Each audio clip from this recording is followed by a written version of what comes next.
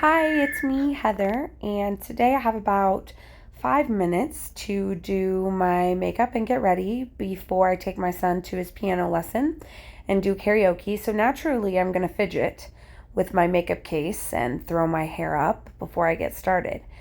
Then I have some blemishes, so I'm going to cover those little guys up, and I'm going to address some of my little under eye patches and give myself a little quick highlight while I'm at it. I also like to go ahead and prime my eyelids while I have my concealer out. Then I'm going to pull out my handy dandy magical brushes and just like pat in the concealer in certain places.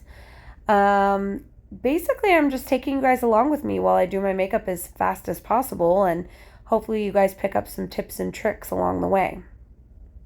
So, since I only have 5 minutes, naturally, I'm going to get lost in time and just spend forever patting in my concealer because, what else do you do when you're short on time, right? And this video is also sped up so you can see that I really am taking my time on this. And then eventually I realize, oh, okay, time's running short. I better move on to the next step. So I'm going to bust out my contour. I feel like contour makes a huge difference and it doesn't take very long. So it's something I try not to skip. And I like to place a tiny bit of highlight right underneath my contour just to really make it pop. And then I also like to place like a little bit of blush right on top of my contour. Of course, my daughter comes in and she needs something, so I have to pause and help her for a moment before I blend all that out. But here comes the blush now. It makes such a difference to put just like a little bit of rosiness in there. And then lately, I've actually been really enjoying using my blush to do some additional contouring. So instead of going in with the darker shade, I'm going to just drag that brush all the way across and then use it on my forehead as well. And then sometimes I like to go back in with my highlight in certain places just to like reestablish it a little bit. I think you'll see that coming up here in a moment. Make my cheeks just a tiny bit rosier there. And then I'm just going to go in and really blend all that out.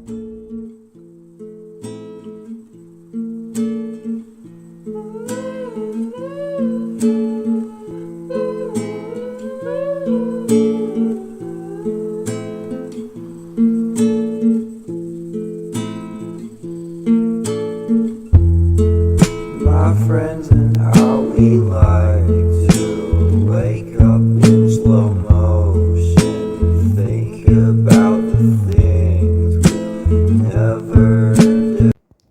Now that I'm done blending, I'm going to go in and do a little something something with those eyebrows. Naturally, I have very little time, so I got to spend some of it at least doing something with these non-existent tails of mine. I'm going to give it a little bit of stiffness, and then I'm going to go in with a tool I like to use. It's kind of a micro marker almost. It's not really a mousse. It's not really a stamp. It's not really a pen or a pencil per se, but it's kind of like a marker, and I really like the way it looks. It's kind of soft, but it allows me to draw on with precision. So I'm going to fill those tails in with that just a little bit. And naturally, since I'm low on time, I'm going to be extra about it and really try to be a perfectionist. Got anything to lose. One day I saw a paint. Another thing to know about me is I love my freckles. So I'm going to go and enhance those just a tiny bit. And then to make them look more natural, I'm going to grab a brush and what's left over of the product and just kind of blur those out a little bit. Afterwards, I'm going to reach for my favorite eyeliner because of course I'm short on time. So I'm going to go for some like really intense dramatic liner because that's always good to do under a time crunch and lots of pressure.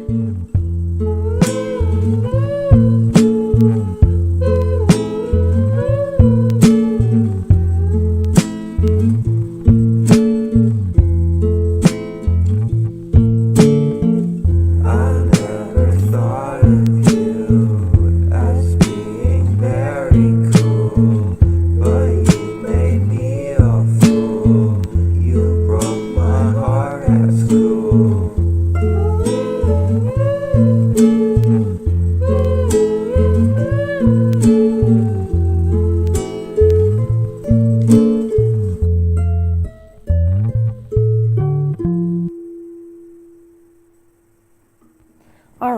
after a little bit of cleanup, I'm happy with what I have there.